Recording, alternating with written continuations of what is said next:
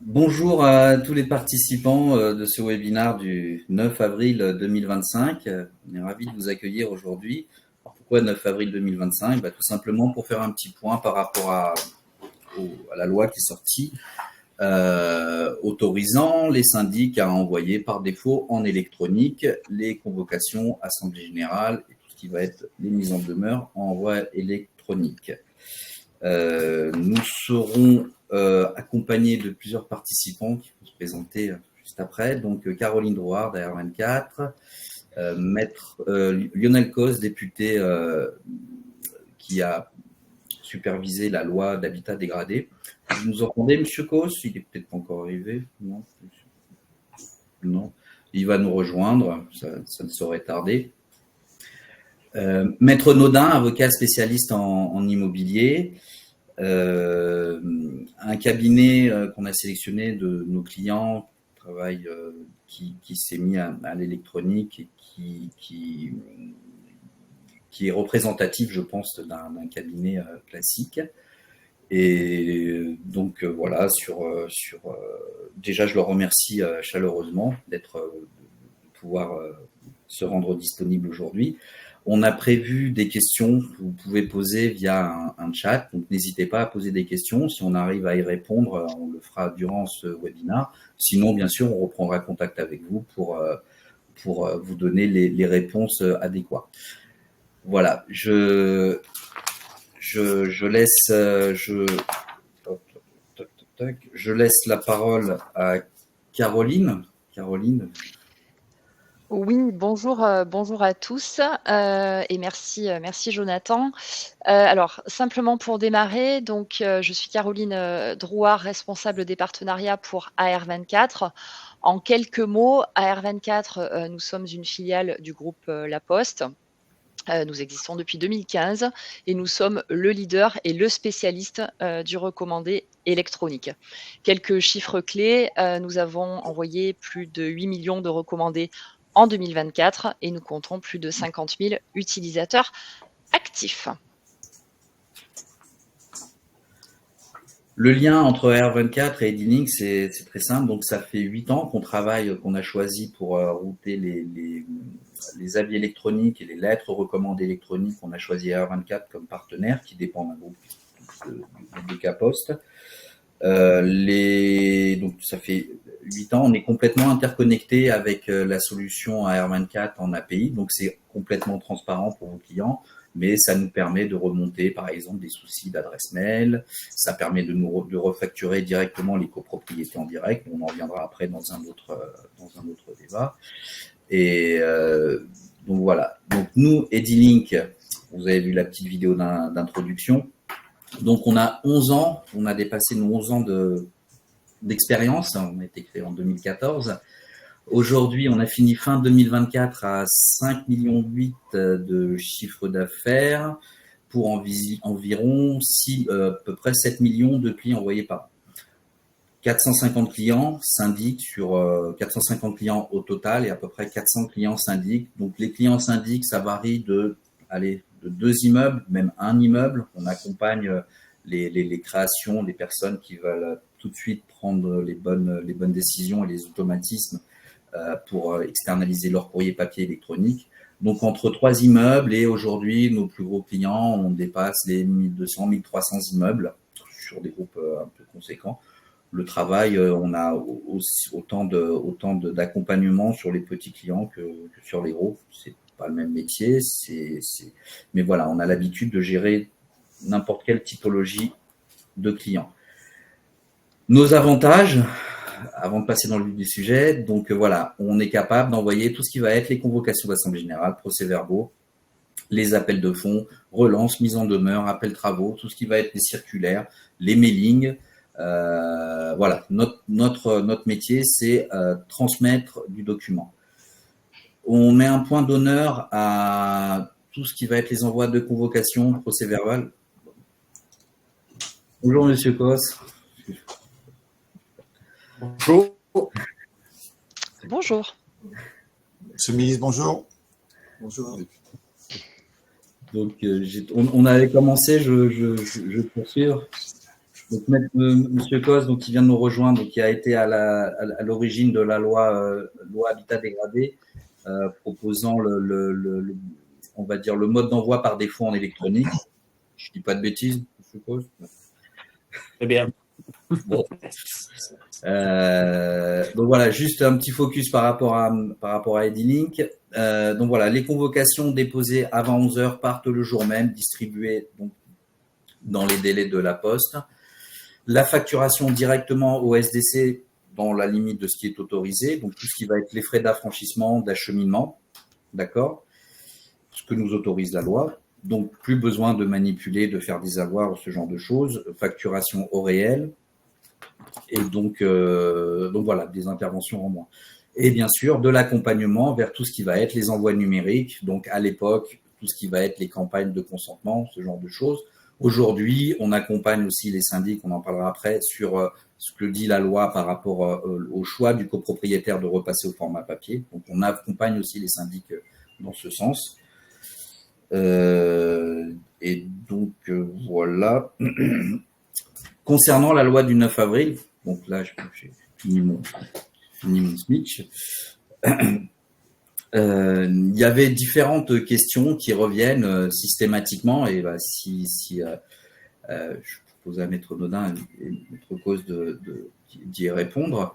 Donc la loi du 9 avril, vous aviez le consentement qui était, avant le 9 avril 2024, le consentement était quelque chose d'obligatoire. Après le 9 avril, donc le mode d'envoi électronique vient le mode d'envoi par défaut. C'est-à-dire que vous n'êtes plus obligé de demander le consentement, mais envoyer directement une convocation, un procès-verbal, une mise en demeure directement en avis électronique, tout simplement. Une question qui vient, on va rentrer dans le vif du sujet, a-t-on le droit de marger en tant que syndic sur un envoi en avis électronique? Voilà, ça c'était une première question qui se posait. Monsieur le député, je vous laisse question de répondre. Vous voulez que je m'attelle à cette question qui occupe l'esprit de tous nos amis syndics, puisqu'effectivement, le nerf de la guerre étant systématiquement l'argent, je pense qu'il faut éclairer leur lanterne. Donc, je peux, si vous me le permettez, sans vouloir vous griller la vedette. Bon. Bah, du coup, qui ne dit mot consent. Donc, on va partir sur le principe. Voilà. Donc, très simplement, avant la réforme de la loi Habitat dégradé, avant le 11 avril, puisque le 11 avril 2024 est la date d'entrée en vigueur de la dite loi Habitat dégradé, effectivement, vous aviez une règle qui était issue de la loi Allure et de votre fameux contrat de syndic, qui faisait le distinguo entre les frais d'affranchissement et les frais de reprographie. Ok, on savait très bien que l'affranchissement, vous pouviez, en tant que syndic, le refacturer, donc vous faire rembourser par la copropriété. Par contre, tout ce qui était reprographie demeurait à la charge du syndic. Aujourd'hui, en fait, l'avantage économique net de cette notification électronique devenue obligatoire, ben, c'est... Ça a coupé. On ne vous entend plus, Maître Nodin. Non, j'ai dit l'avantage, je vais écarter ma souris du micro. Donc, l'avantage net de cette nouvelle disposition qui impose, somme toute, la notification électronique en copropriété, eh bien, c'est une économie tant pour le syndicat des copropriétaires que pour le syndic. Pourquoi? Bien, désormais, finalement, bon, hormis la résistance qui risque de s'appliquer tôt ou tard, enfin, avec certaines personnes qui continueront à avoir l'envoi papier, puisque je vous rappelle que l'exception existe toujours, mais la généralisation de l'envoi électronique aura pour mérite, finalement, de ne plus avoir de frais de reprographie qui resteront à votre charge de syndic. Donc, on le sait, que la taille des convocations, par exemple, ayant doublé, voire triplé, ça commençait à avoir un certain coût qui pesait sur votre économie. Et de l'autre côté, finalement, l'affranchissement vous sera remboursé, mais comme il s'agit, entre guillemets, affranchissement électronique, j'utilise ce terme même s'il est maladroit, alors, je parle sous le contrôle d'Edilink et d'AR24, il est quand même moins cher qu'un courrier recommandé classique, me trompe. Ah oui, bien voilà. sûr. Donc, tout le monde est gagnant, c'est du win-win, plus d'argent pour le syndic, plus d'argent pour le syndicat. Donc, tout le monde devrait être content. Okay. Ai-je répondu à votre question? Il semblerait. Il me semble que c'était… Sur la notion même de marger, c'est-à-dire de faire du profit, c'est délicat parce qu'effectivement, le principe, dit le texte de la loi Allure à l'époque et de votre contrat, c'est un remboursement des frais d'affranchissement.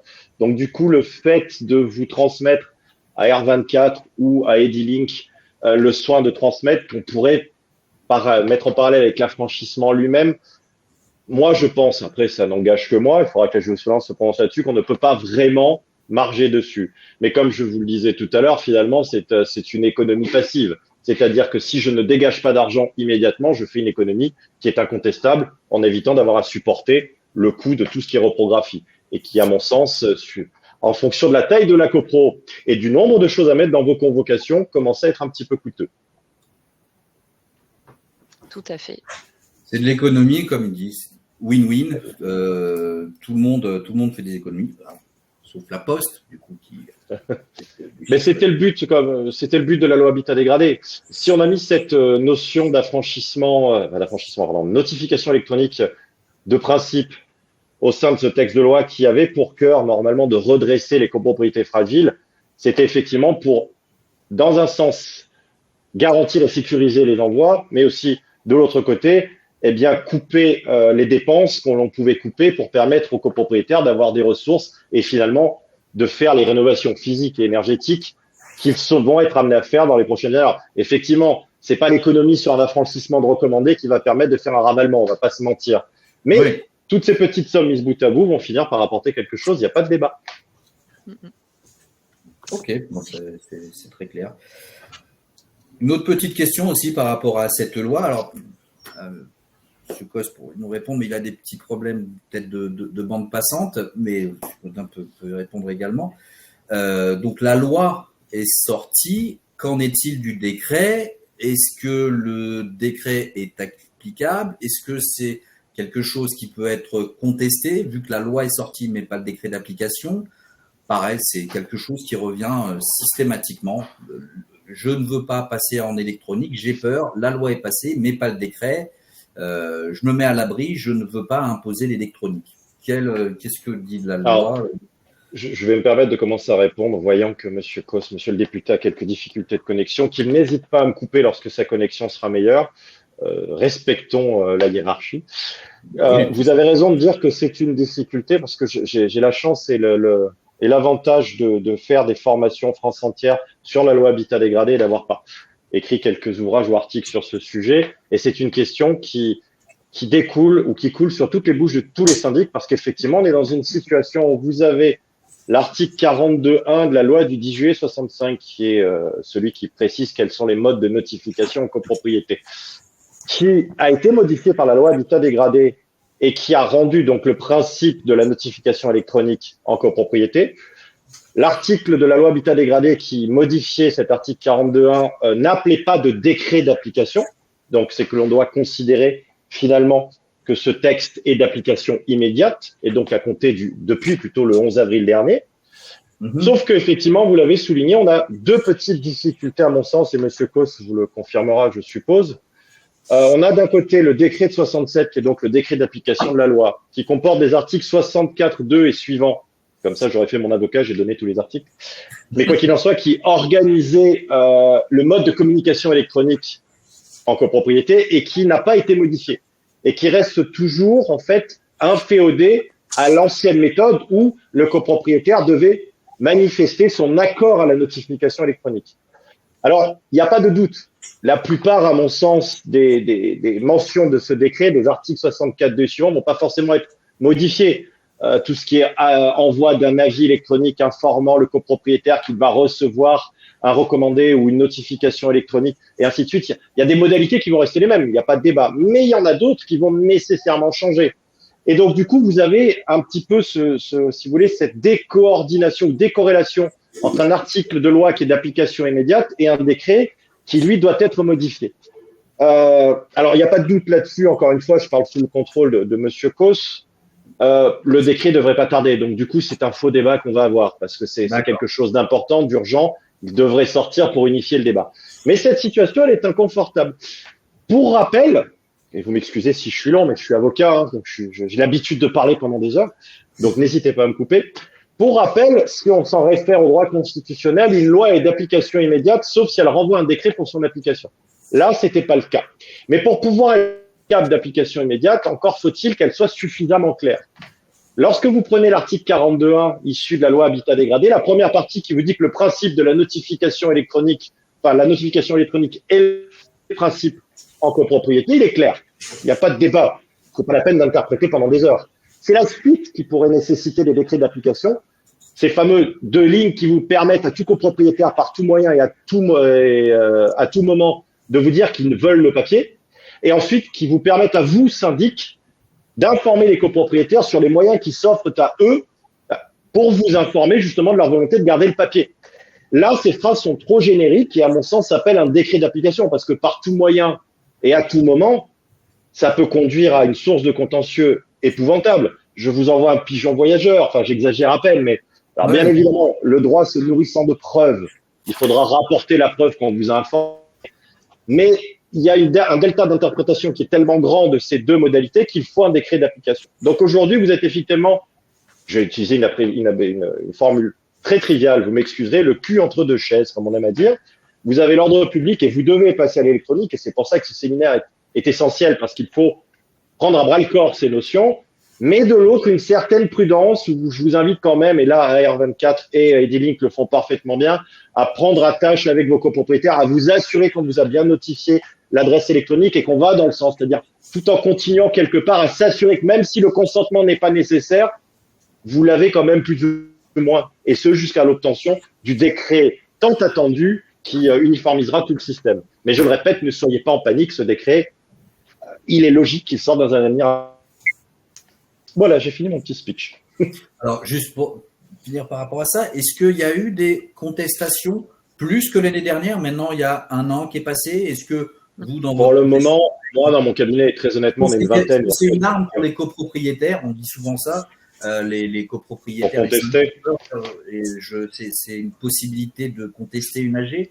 Est-ce que vous avez constaté des gens qui se sont engouffrés dans cette, entre guillemets, cette faille?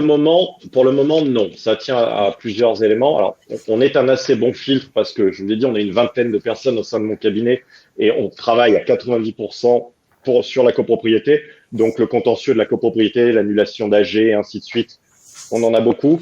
Je pense que vous avez beaucoup de copropriétaires qui ont plus ou moins loupé cette information et qui subissent, entre guillemets, cette nouvelle notification électronique de façon passive et qui donc ne sont pas à l'origine d'un contentieux. Moi, personnellement, je suis celui qui traite le contentieux de la nullité d'AG, par exemple, et je n'ai eu pour le moment aucun argument dans aucune des contestations que j'ai entre les mains qui mettrait en doute cette notification électronique.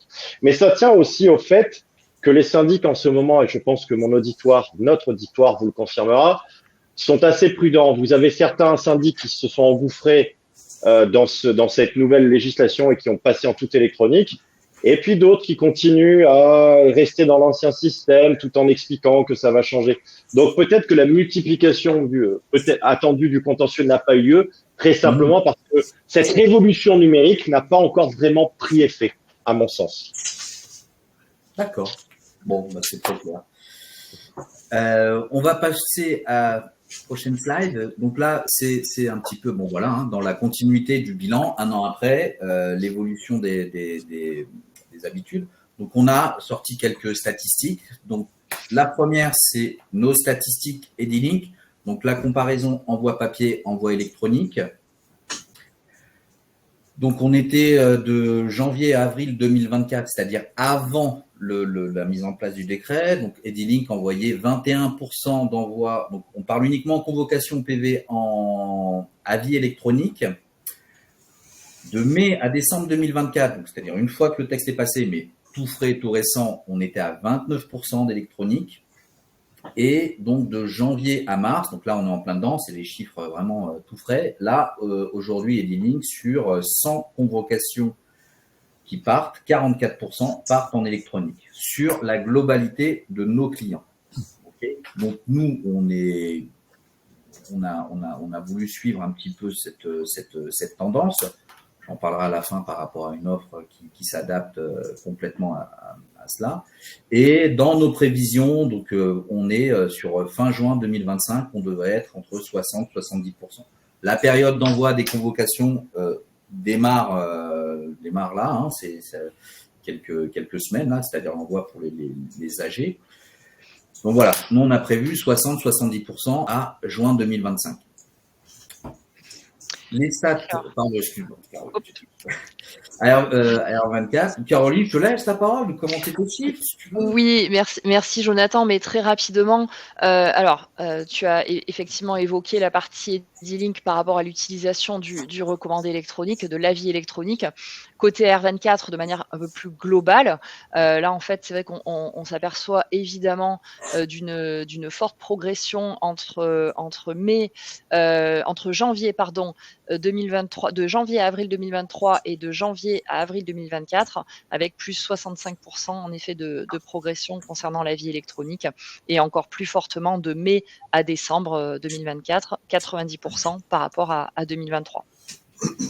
Des chiffres qui sont assez impressionnants. Hein. Alors, il n'y a pas plus de copropriété, enfin quasiment pas, mais voilà, il y a vraiment un changement d'habitude, de tendance. Donc ensuite, on a un petit focus par rapport au cabinet Rinaldi, donc qui est présent avec nous. On voulait vraiment avoir des gens du terrain, des syndics.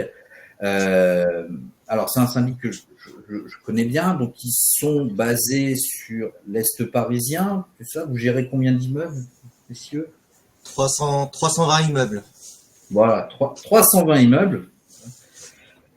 Ils étaient aux alentours de 200 et depuis qu'on travaille ensemble, ils sont passés à 320 immeubles. On leur laisse beaucoup plus de temps pour se développer. C'est ça, oui. C'est ça, à peu près.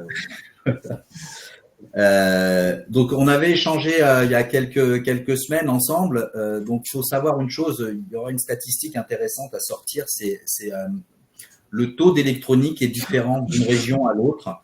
Donc, sur l'Est parisien, on va avoir plusieurs catégories. Je vous parle sous votre contrôle. Donc, les copropriétaires sont des personnes, il y a pas mal de personnes âgées, sans que ce soit péjoratif. Donc, il y a des taux qui sont, entre guillemets, un petit peu plus bas que la moyenne nationale. Donc là, on voit un petit peu l'évolution. Donc, premier trimestre 2024, vous étiez à 38%. Vous êtes passé ensuite à 45, 44, 49%. Et là, donc les derniers chiffres tout frais qu'on a sortis, donc aujourd'hui, sur le premier trimestre, donc de janvier à mars 2025, vous êtes à peu près à 50%. 50% d'envoi d'électronique, 50% d'envoi papier. À savoir qu'on a, pareil, sur certaines zones, on a des syndics qui peuvent dépasser les 70, 80. Notre corps, c'est un syndic qui a 90% d'électronique. Donc voilà, il faut, nous, on est là pour vous accompagner vers l'électronique avec tous les bénéfices que ça engendre, hein, les économies en termes les frais de reprographie et puis la livraison des convois qui se fait beaucoup plus rapidement pour respecter les délais. Est-ce que c'est quelque chose que vous êtes content de ces chiffres-là?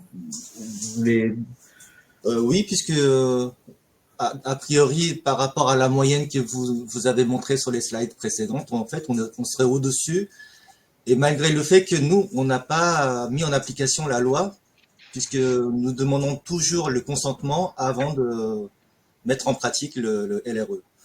Alors, on va venir justement à une question qui revient tout le temps.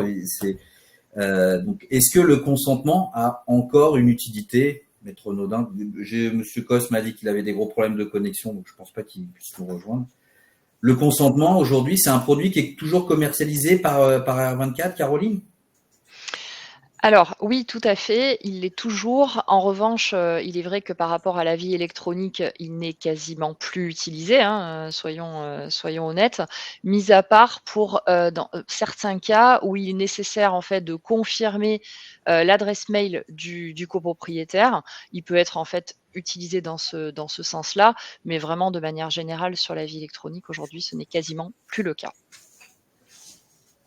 Oui, c'est que, comme vous le disiez fort justement, le détail qui a toute son importance, c'est effectivement que le texte de loi reste que le syndic envoie ses notifications électroniques ou fait envoyer ses notifications électroniques à l'adresse mail, courriel, qui lui a elle-même été notifiée par le copropriétaire. Donc c'est une forme et une prudence de s'assurer en fait que ce copropriétaire nous a donné la bonne adresse.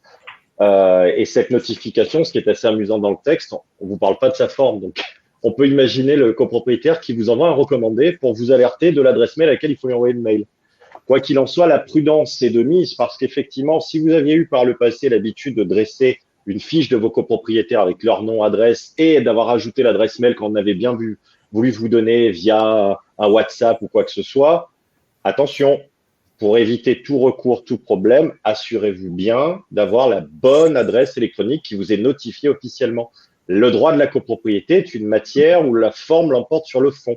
En latin, on dit l'imperium l'emporte sur le négocium. Et vous le savez mieux que moi, puisque vous viviez de plein fouet tous les contentieux, la plupart des contentieux des nullités d'AG jusqu'au recouvrement de charges tient à des irrégularités de forme. Donc le simple fait de ne pas avoir bien notifié cette adresse et quelque part de ne pas avoir eu un consentement indirect finalement, puisque c'est ça, appelons ça comme ça peut être à l'origine d'un contentieux dangereux.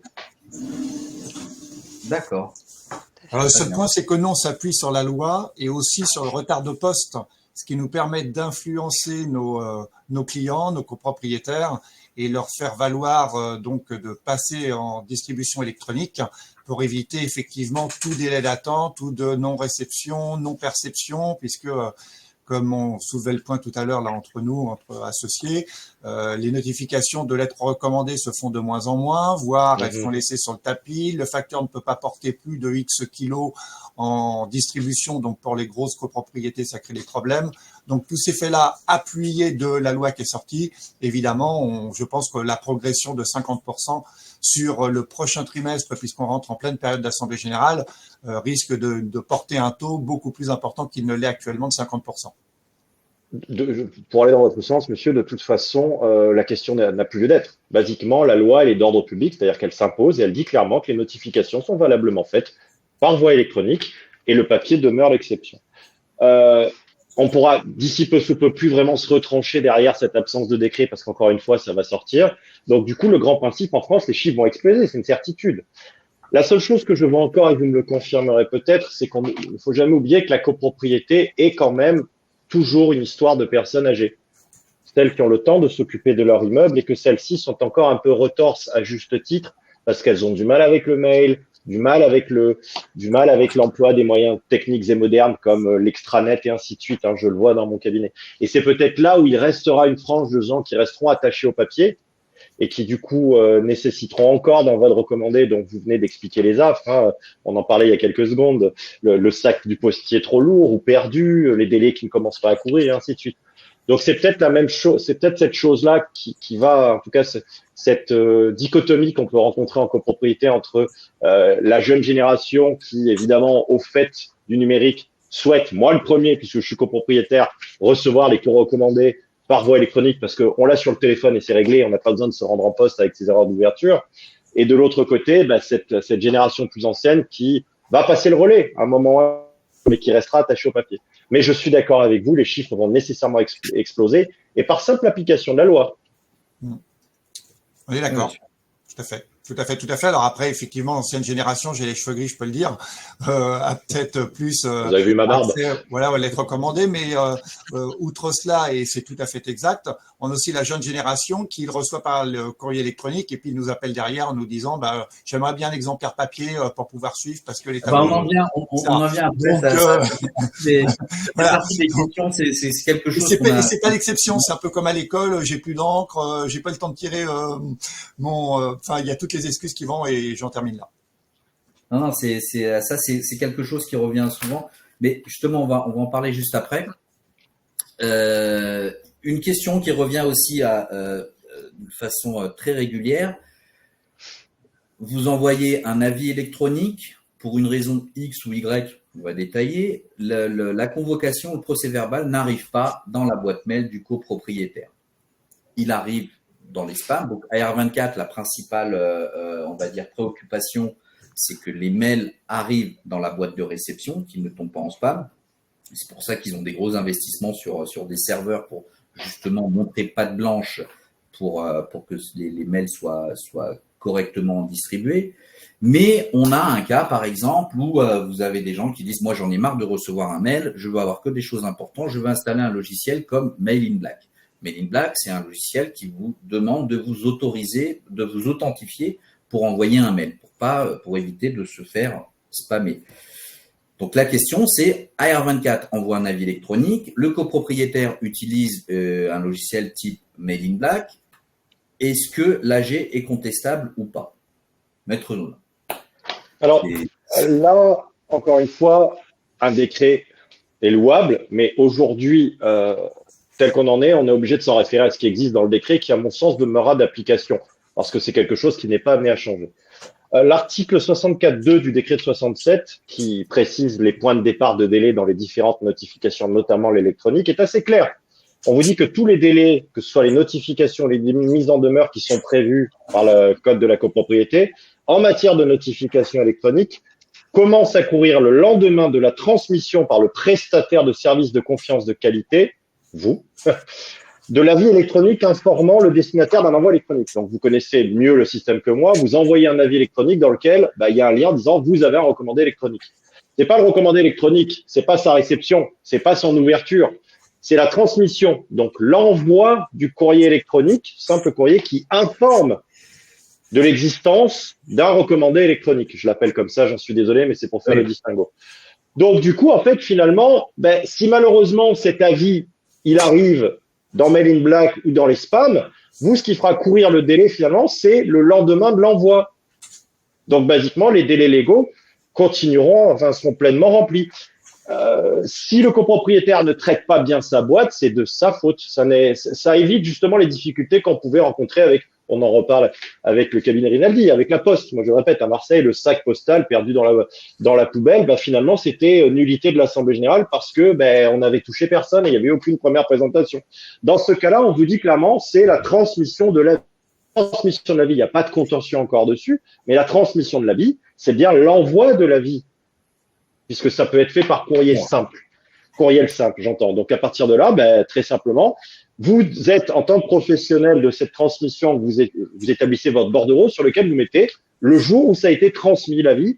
Et le texte, je vous parle de mémoire, prévoit d'ailleurs, s'il n'y a pas eu d'ouverture du courrier recommandé électronique, une relance obligatoire à 3 jours, je crois, si ma mémoire est bonne. Là, c'est pareil, elle se fait sans forme. Elle se fait sans forme. Donc, elle est sans effet sur le délai. Mais on voit que vous allez envoyer 2 finalement courriels simples qui avertissent d'un courrier recommandé. C'est bien l'envoi de ce courriel qui fait courir le délai. Donc, c'est intéressant cette question parce que finalement, ça permet de souligner que l'utilisation de la notification électronique et sa généralisation voulue notamment par M. Coe et finalement par le législateur, c'est une volonté de sécurisation des rapports en copropriété. Parce que tous les aléas qu'on pouvait avoir par rapport aux notifications papier, et comme je vous l'ai dit, le contentieux de la nullité de l'AG, on va dire que c'est 20-30% du contentieux en copropriété. Et sur ces 20-30%, on a une grosse frange qui est due à une mauvaise convocation, pas bien remise, pas dans les délais, pas ceci, pas cela. Et bien finalement, l'emploi du recommandé électronique, du courrier, de la notification électronique, vont sécuriser les délais, vont garantir le bon envoi et en fait finalement diminuer une part du contentieux. Donc, ça a été également voulu par la loi Habitat dégradé à dessein pour justement réduire le contentieux en copropriété. D'accord. Donc, ce qui compte, c'est que le syndic puisse prouver la transmission et la réception, c'est-à-dire donc Mail in Black, mais il y a aussi des cas de figure aussi où, par exemple, la boîte mail est pleine. Quand la boîte mail est pleine, il ne peut plus recevoir de mail. Donc, ça rentre dans ce même cas de figure. Vous avez transmis, vous pouvez prouver que vous avez transmis. AR24 a un outil qui permet de prouver la bonne transmission du recommandé électronique. Donc là, il y a plus de débat. Vous êtes enlevé toute responsabilité. C'est la Pour preuve de éclaircir. dépôt et d'envoi. Ouais, voilà, Pardon. c'est ce qui est important. C'est la Et preuve non, de mais je vous en dépôt et prie. d'envoi. Qui fera foi et Ouais. c'est celle qui sera transmise à l'expéditeur. Pour éclaircir, il est toujours utile de se rapporter aux anciens textes. Et à l'époque, avant la réforme qui était issue de la loi SRU, on considérait que les délais commençaient à courir dans les notifications papier le jour de la bonne réception du recommandé par le copropriétaire. Et là, du coup, c'était extrêmement facile. Le copropriétaire ne se rendait pas en poste et aucun délai n'avait commencé à courir ou la notification n'était pas régulière. Donc, c'était source d'un contentieux important. Donc, le législateur à l'époque, oui, c'est effectivement la loi SRU, si ma mémoire est bonne, de 2000, qui a modifié cette exigence en disant non, le délai commencera à courir non pas le jour de la réception du recommandé, mais le jour de la première présentation, donc du rose, par le facteur. Ben, on est dans la même logique et c'est d'ailleurs pour ça qu'on est allé vers la notification électronique parce que du coup, la garantie est encore plus certaine. Vous avez l'avis, je sais, j'ai eu du contentieux là-dessus. On a un avis que j'imprime, j'en suis désolé, même si on est au zéro papier. Quand j'ai une contestation, je le mets, voilà, ça a été transmis à telle date. Bon, ben, il l'a pas retiré, tant pis pour lui, ça a été bien transmis, merci, au revoir.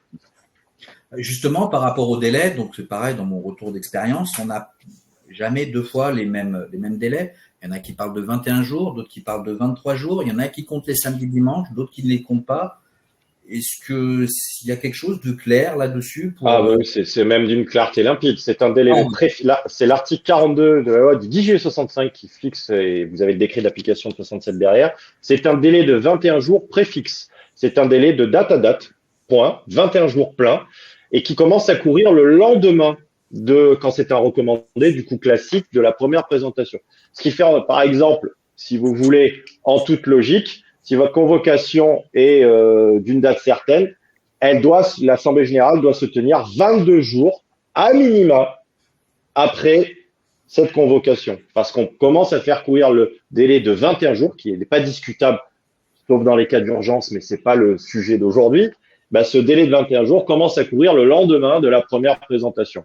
Okay. Donc, en fait, on considère que 22 jours après, finalement, la convocation et la première présentation, l'Assemblée générale doit se tenir. C'est 21 jours pleins et entiers. On compte les jours fériés, on compte les dimanches. La seule hypothèse qui pourrait poser difficulté, c'est si ce 21e jour, donc la date butoir du délai, tombait un dimanche, un jour férié, effectivement, ce serait automatiquement reporté le lendemain.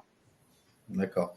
Il y a eu des contestations. Nous, on envoie donc des convocations partout dans le monde également, sur des propriétaires, des gens qui ont des propriétés en France, sur l'étranger. Est-ce qu'il y a des choses de prévues? Parce que si on a un propriétaire qui est basé à Hawaï, la poste peut être très performante, mais elle ne peut pas livrer en une journée. Est-ce que c'est contestable de la même façon, un propriétaire qui reçoit une assemblée générale? Je vais être franc, sur on va dire de l'Asie ou ce genre de choses. Ça peut être 5-6 jours avant. Ça pose des difficultés, on va pas se mentir, et je l'utilisais régulièrement quand j'étais pour copropriétaire pour contester. Qu'on soit clair, avant 2007, puisque c'est un décret de 2007 qui a changé la chose, la loi imposait à un copropriétaire d'élire domicile en France. Donc même s'il habitait à l'étranger, il fallait qu'il notifie au syndic un domicile, une domiciliation en France, pour éviter tout débat. Cette notion a disparu.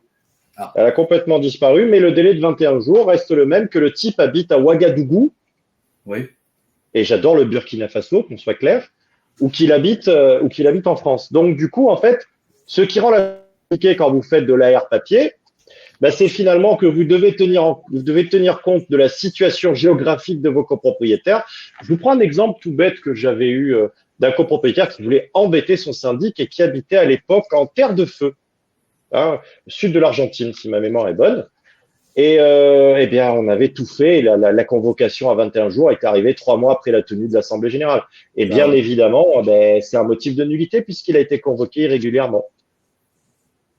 D'accord. Donc, typiquement. D'où, encore une fois, l'exemple type, quand je vous disais tout à l'heure, sécurisation par la notification électronique, cette question-là n'entre plus en jeu, puisque finalement, il n'y a plus d'implantation physique à prendre en considération. Ok, bon, bah c'est super. On va passer maintenant, pardon, j'ai touché. vous êtes beaucoup à vous êtes connectés. On voulait lancer un petit sondage sur vos habitudes ou les choses que vous voulez mettre en place par rapport à vous, en tant que syndic, sur ce que vous voulez, comment vous voulez gérer les avis électroniques. Donc, on va vous poser une question, 3 options. Est-ce que vous voulez envoyer vos convocations, vos PV dès que vous avez une adresse mail, d'accord, sans, on va dire, demande de consentement entre guillemets, c'est-à-dire forcer, utiliser la loi, on va dire, à votre avantage, pousser vers l'électronique. Deuxième choix, vous souhaitez quand même avoir une autorisation de la part du copropriétaire à envoyer en électronique. Pour nous, on est à peu près, sur nos clients, on est à peu près à 50-50. Enfin, à peu près, c'est-à-dire il y en a qui vont forcer l'électronique et d'autres qui vont laisser le choix. Ça serait intéressant. Si vous pouvez répondre au petit sondage, et puis on en discutera juste avant, à la fin de ce webinaire. Donc voilà, c'est comment vous voyez les choses. Et enfin, 3e choix, c'est vous ne savez pas comment faire. Vous voulez être accompagné pour votre démarche. Donc nous, Edilink, on a mis des choses en place pour accompagner vers l'électronique. Le fameux petit courrier qui vous permet on va dire, d'informer, parce que la loi est très claire. Le mode d'envoi par défaut devient l'électronique, mais vous devez informer le copropriétaire comment repasser au format papier. C'est cela, M. Lodin, Maître Lodin. Oui, tout à fait. Et c'est là où le décret manque. Parce que, encore une fois, le texte de loi, par son imprécision, laisse trop de portes ouvertes qui seraient susceptibles d'engendrer du contentieux. Est-ce que, typiquement, quelqu'un qui veut vraiment forcer à l'électronique peut imposer au copropriétaire vous souhaitez repasser en papier, merci de nous envoyer votre réponse par recommandé. C'était un moment... Là, aujourd'hui, rien ne l'empêche. Et j'ai même envie de vous dire, ce serait souhaitable dans la mesure où, vous le savez, le droit se nourrit de preuves et en cas de contentieux, il faudrait rapporter la preuve que la personne, la preuve indiscutable et indubitable, que la personne vous a informé de sa volonté. Et le simple courriel n'est pas ce genre de preuve. Donc, du coup, le plus classique, je dirais, puisque encore une fois, on est encore sur ce principe de notification électronique de plein droit, donc obligatoire, et, et absence de consentement. Donc, en gros, ce serait de dire, bon, on est tout à l'électronique, je vous envoie une information. Là, il n'y a pas de forme pour l'information. Mais encore une fois, le droit se nourrissant de preuves, j'invite les syndics à envoyer cette information par courrier AR ou par courrier notifié électroniquement si les personnes l'ont bien voulu, parce qu'il faut rapporter la preuve en cas de litige qu'on a bien informé le copropriétaire. Et derrière, l'inviter en imposant des formes qui soient à minimum recommandées papier, en lui disant non, je ne veux pas. Parce que le simple cas de merci de m'informer par courriel, je peux avoir, vous retombez sur les problèmes que vous avez soulevés tout à l'heure. Le syndic qui reçoit un courriel à un moment indu, on sait tous qu'on a des boîtes mail noyées. Je n'aurai pas judiciairement la preuve nécessaire pour rapporter au juge de manière indiscutable l'évidence que cette personne a voulu ou pas recevoir un recommandé papier. Donc, moi, personnellement, je recommande ça. Allez-y, je vous en prie. Vous pensez que dans le décret, il pourrait être indiqué, si vous souhaitez repasser au papier, merci d'être notifié papier ou électronique. Oui, honnêtement, je pense que ça va être comme ça. Après, je ne suis pas à l'Assemblée nationale, mais basiquement, ça devrait être comme ça, parce qu'aujourd'hui, c'est comme ça. Okay. Si par exemple, vous prenez l'ancien texte qui, depuis l'ordonnance du 30 octobre 2019, permettait aux copropriétaires de choisir la notification électronique, soit pour la totalité des envois, soit pour simplement les notifications ou les mises en demeure, s'ils changeaient en cours de route et qu'ils voulaient juste, par exemple, garder les notifications et pas les mises en demeure ou l'inverse, ils devaient notifier, et le texte dit bien notifier. Notifier, ça veut dire recommander ou notification électronique certifiée au syndic sa volonté qui prenait effet dans les 8 jours de la présentation, première présentation de ce courrier. Ok. Caroline, tu as pu démarrer le... Oui, alors on a déjà des retours. Est-ce que tu veux que je donne les tendances ou on en parle après? On en parle après, c'est la surprise, il faut rester jusqu'à la fin. Très bien, très bien. Bon, il y a d'autres questions qu'on souhaitait vous poser. Donc malheureusement, M. Kos, il est dans les Landes, il a peut-être des problèmes d'internet. Il m'a envoyé un message, il ne nous entendait pas. Bon, c'est pas bien grave. On a déjà répondu à quelques questions. Donc, la première chose, mais Maître Dodin, un talent incroyable, il va pouvoir nous Vous me surestimez très cher. Donc, une question qui vient, c'est poser le recommandé électronique ou l'avis électronique est-ce qu'un jour il pourrait être remplacé par du mail simple? On a déjà répondu à cette question. Est-ce que c'est quelque chose? Les vertus de la répétition sont pas mal parce qu'il faut insister.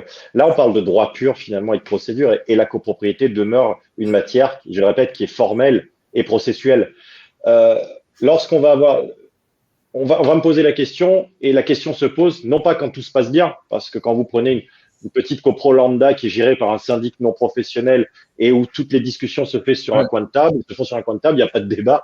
C'est quand le problème, quand le pain cuit surgit, que le juge, parce que c'est inéluctablement le juge qui tranche le problème, qui va poser des questions et on va devoir lui rapporter la preuve inéluctable de la bonne notification du courrier recommandé, de la bonne notification de la convocation, de la bonne notification du procès verbal, de la bonne notification de la mise en demeure pour le recouvrement accéléré au fond. Et tous ces éléments, il faut rapporter la preuve de leur bon envoi dans les bonnes formes à la bonne personne. Et bien évidemment, aujourd'hui, le courriel, non, le courriel, il rapporte pas la certitude de l'identité de l'expéditeur, du récipiendaire et de la personne qui garantit entre les deux. Quand vous prenez la loi de 65, le statut de la copropriété dans sa globalité, qui est très bien fait, même s'il est ancien, la plupart des articles ne parlent que de notification dès l'instant qu'il y a des échanges entre le copropriétaire et son syndic. Je le répète, le mot notification, ça renvoie inexorablement au recommandé. Et derrière, depuis 2014 et 2015, on sait que ce recommandé peut être et désormais doit être remplacé par la notification électronique. Tout n'est qu'une question de preuve. Et donc, du coup, aujourd'hui, le courriel, non. Le courriel, en droit de la copropriété, il n'est admis que dans deux circonstances. Un, l'envoi de l'appel de fonds, parce que l'appel de fonds ne prouve rien en lui-même. C'est l'approbation des comptes, vous le savez, qui rend exigible les charges. Et deux, lorsque le copropriétaire souhaite vous renvoyer son bulletin de vote par correspondance, vous pouvez créer une adresse mail spécialement dédiée, vous, syndic. Et dans tous les autres cas, on parle de notification, ça veut dire papier ou électronique. Très bien. Une petite question, donc on a vu le tour d'expérience par rapport à c'est des questions qui viennent dans le chat. Le fait de ne pas utiliser l'avis électronique, est-ce que l'argument oui, mais je voudrais avoir le support papier lors de l'Assemblée générale, est-ce que c'est quelque chose, je reste au cabinet Rinaldi, est-ce que c'est quelque chose qui revient assez souvent de dire je suis pas contre l'électronique, par contre je ne veux pas avoir à imprimer moi-même ma convocation. Est-ce que c'est un argument pour le fait que les gens ne souhaitent pas passer à l'électronique, de ne pas avoir le support papier de leur convocation ou de leur procès verbal? Est-ce que c'est quelque chose, Claudin, est-ce que c'est quelque chose qui revient assez souvent? Je vous en prie, monsieur le cabinet Rinaldi, vous avez peut-être plus de retour d'expérience là-dessus. Je pensais que c'était à nous excusez-moi. Je pense pas que ça soit un argument pur et dur. Par contre, ça fait partie de la prestation de service qu'on assure pour nos clients et effectivement, il est très compliqué de leur refuser.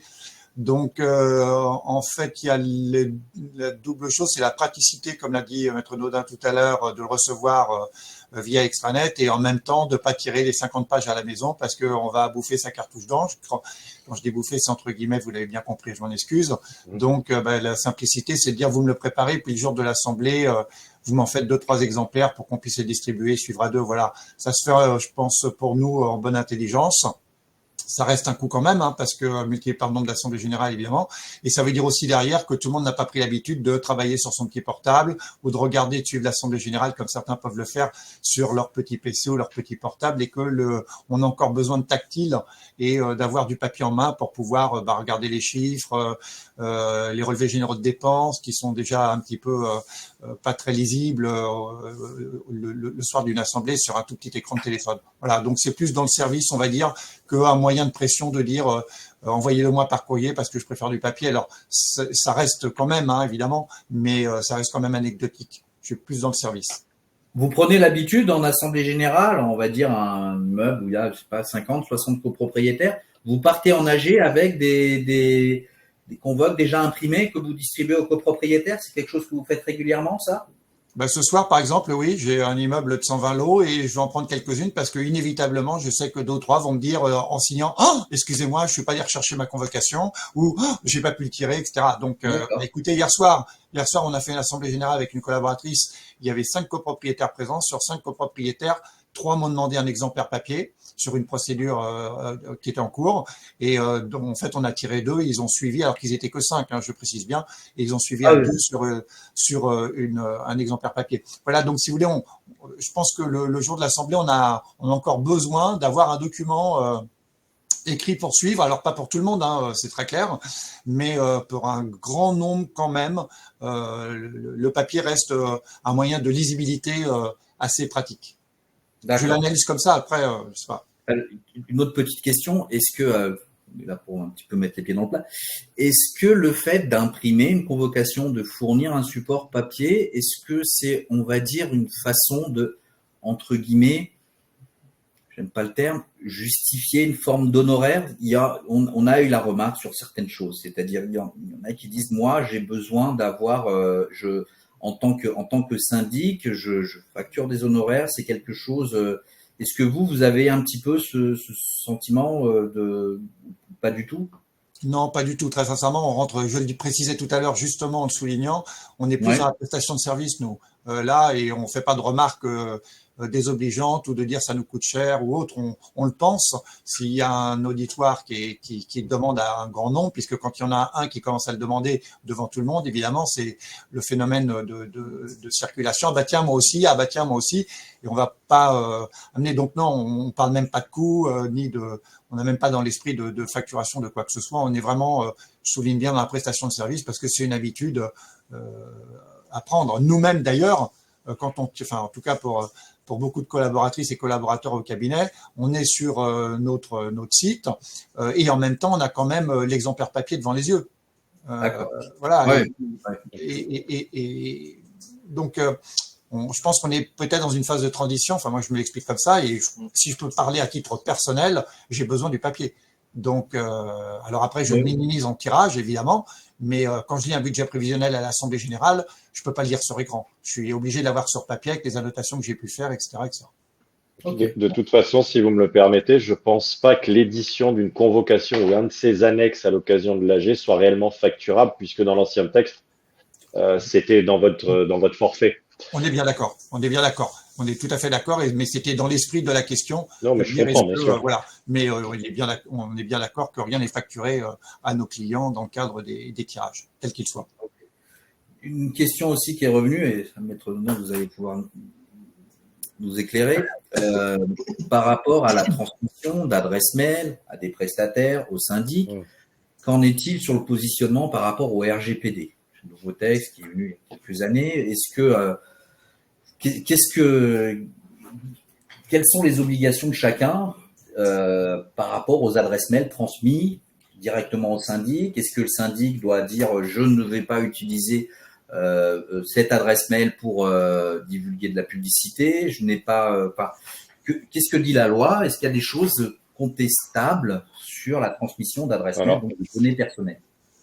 Clairement, le RGPD, donc la protection des données personnelles, qui est un texte de loi qui est très protecteur, en copropriété, le syndic est détenteur de ce registre et doit protéger les adresses mail qui lui sont fournies et les informations personnelles en général. Il y a eu plusieurs questions à ce sujet-là, et notamment celle qui vous intéresse le plus et qui nous intéresse le plus aujourd'hui, qui est la transmission de cette liste d'adresses courriel au prestataire certifié de confiance qui doit lui-même acheminer le courrier via voie électronique. Là, la question est évidente, il n'y a pas de problème. Le syndic peut totalement vous transférer cette liste. Le RGPD est totalement d'accord avec ça, puisque ce traitement est conforme, comme le dit le texte, et plus précisément, je crois que c'est le chapitre 6, paragraphe 1 du RGPD, qui permet cette transmission dans le cadre du traitement d'une obligation légale. Or là, le tout électronique devenant la norme, ça devient une obligation légale et le fait que le syndic vous transmette cette adresse courriel que vous garantissez à votre tour, puisque vous devenez destinataire et récipiendaire de cette obligation de protéger ces données personnelles, mais c'est pour ça que vous êtes un tiers certifié de confiance, ils peuvent complètement vous les transmettre. Les transmettre à d'autres personnes, bien sûr que non. Lorsque j'ai des copropriétaires, lorsque j'ai n'importe qui vous demande la liste des courriels, des adresses mail des copropriétaires aux fins de démarchage, bien évidemment, le copropriétaire peut pas les donner, le syndic ne peut pas les donner. Là, c'est couvert par le RGPD. Mais cette question, elle soulève un problème et justement, encore une fois, la nécessité d'un décret. Pourquoi ? Parce que si l'acheminement entre le syndic et vous de cette liste des adresses courriels ne pose aucune difficulté en termes de RGPD, vous avez plein de textes au sein de la loi de 65 qui permettent, je prends l'exemple bête, l'article 8 du décret, l'article 17 de la loi de 65 qui permettent par exemple au président du conseil syndical de convoquer une assemblée générale en cas de carence du syndic, qui permettent à tout copropriétaire de convoquer une assemblée générale en cas de carence de syndic. Eh bien, ces deux personnes qui ne sont ni des professionnels de la copropriété, ni des professionnels certifiés de confiance, seront soumis, eux également, à l'obligation de notification électronique pour la pleine régularité de leur convocation. Comment vont-ils faire, puisque les syndics ne seront pas en droit, en tout cas aujourd'hui, ne sont pas en droit de leur communiquer la liste des adresses mail des copropriétaires. Donc, on va se retrouver, par exemple, je prends le cas là, le plus simple, l'article 17 de la loi de 65 issu de la loi Macron permet à tout copropriétaire, lorsqu'il n'y a plus de syndic, de convoquer une assemblée générale pour élire un syndic. Le premier réflexe, c'est d'aller voir l'ancien syndic en lui disant « Tu peux me donner la liste des adresses mail, s'il te plaît, que je convoque ?» Et non, je suis désolé, tu n'es pas un tiers certifié de confiance et le RGPD me l'interdit. Du coup, on va se retrouver avec un copropriétaire qui ne peut pas convoquer, sauf avoir reçu la volonté de tous les copropriétaires d'être convoqués en papier.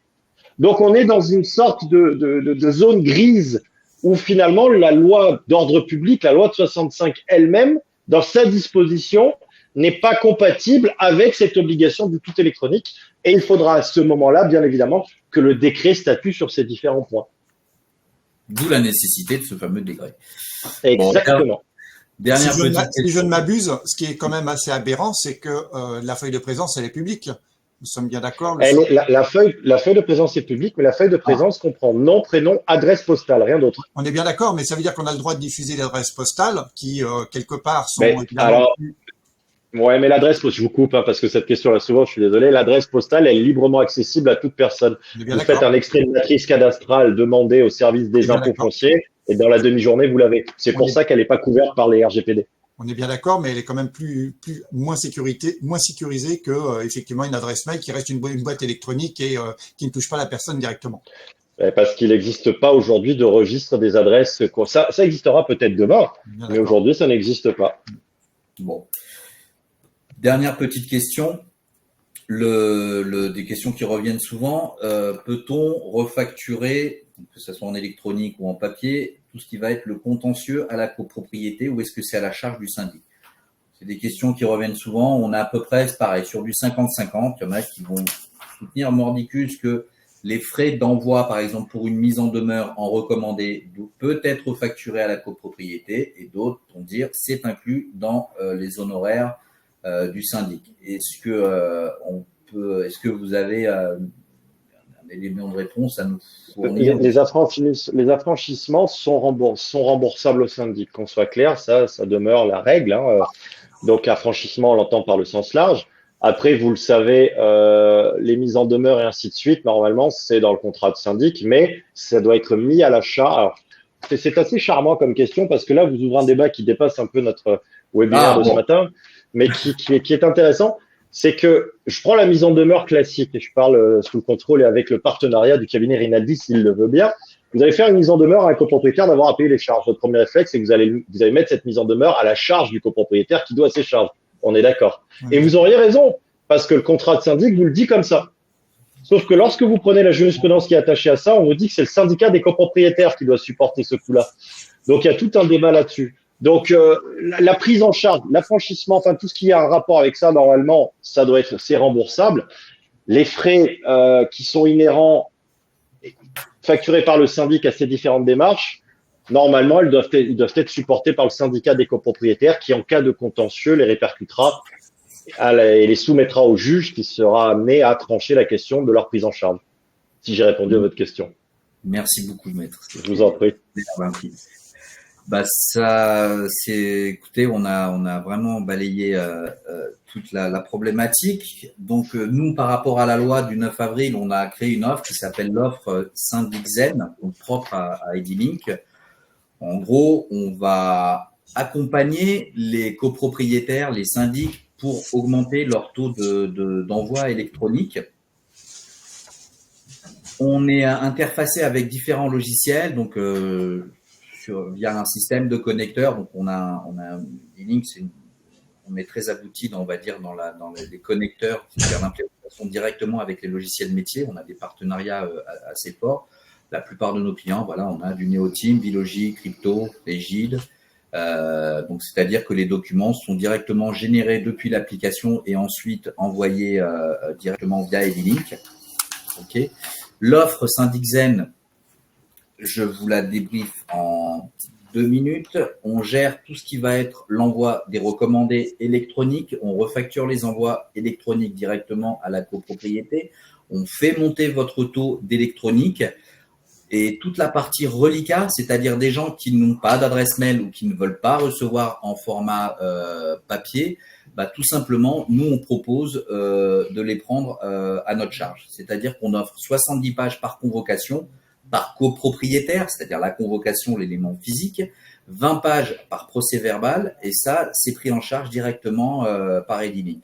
C'est une offre qu'on propose sans engagement de durée. Un nombre d'envois illimité par copropriétaire. Pareil, on reste sur les envois des convocations et des PV, ce que vous déposez le lundi avant 11h par le lundi. Et bien sûr, tout le système de refacturation, c'est-à-dire qu'on va refacturer directement la copropriété, prélever la copropriété sur les montants d'affranchissement et d'acheminement. Voilà, on a sorti cette offre justement suite à la loi du 9 avril. On a eu un petit peu peur quand la loi est sortie parce que nous, à la base, on faisait beaucoup de papier et on a préféré faire une offre, on va dire, entre guillemets, pour casser des codes, pour renverser la vapeur et dire voilà, on va pousser les gens à faire de l'électronique pour on va dire, se moderniser pour tous les avantages qu'on a vus durant ce webinaire. Donc voilà, on est capable d'accompagner les syndics vers l'électronique et la partie papier pris en charge par Edilink. Donc, Convoque PV. Convoque PV, ça représente normalement 97% des budgets des budgets éditiques. Les 3% restants, ça va être de l'appel de fonds, ce genre de choses. Donc ça, c'est pas traité c'est pas traité. On gère les convoques et les PV. Les questions et les réponses. Est-ce que Caroline, vous demandez par rapport au sondage, qu'est-ce que ça dit? Alors, en effet, pour aller vers la fin de notre webinaire, alors au niveau du sondage, donc je rappelle la question, souhaitez-vous imposer l'avis électronique pour vos notifications ou préférez-vous laisser le choix à vos copropriétaires? Donc, pour 48% des participants, donc ils envoient en version électronique dès lors qu'ils possèdent l'adresse mail. Pour 29% de nos participants, ils demandent l'avis des copropriétaires avant de les notifier. Et pour 24% d'entre eux, ils ne savent pas et ont besoin d'être accompagnés. Bon, ok. Eh ben, écoutez, avec plaisir, vous laissez dans le chat vos coordonnées, on pourra vous accompagner à ce niveau-là. Je regarde rapidement avant de clôturer s'il y avait des questions. Donc, on va répondre directement à vos questions. Je vous remercie vraiment du fond du cœur à tous pour ce webinaire. Je pense qu'on a bien échangé. Merci beaucoup, cabinet Rinaldi. Merci à vous. Merci. Malheureusement, il y a eu des petits problèmes des connexions, c'est les aléas du direct. Et Maître Naudin, vous avez été vraiment extrêmement complet, clair. Voilà. Je vous remercie tous de votre attention. C'est bien la première fois que je remplace un député. Oh Merci à tous. Merci à tous. Vous allez pouvoir retrouver le replay. On va vous renvoyer le replay si vous voulez le revisualiser. Et puis, je pense que d'ici la fin de l'année 2025, on essaiera de renouveler l'expérience. Voilà. Merci beaucoup pour votre participation, d'être venus aussi nombreux. Je vous souhaite vraiment une excellente journée et encore une fois, merci. De même, Merci. merci. Merci à Merci, vous. à bientôt. Bonne journée, à bientôt. Au revoir. Au revoir.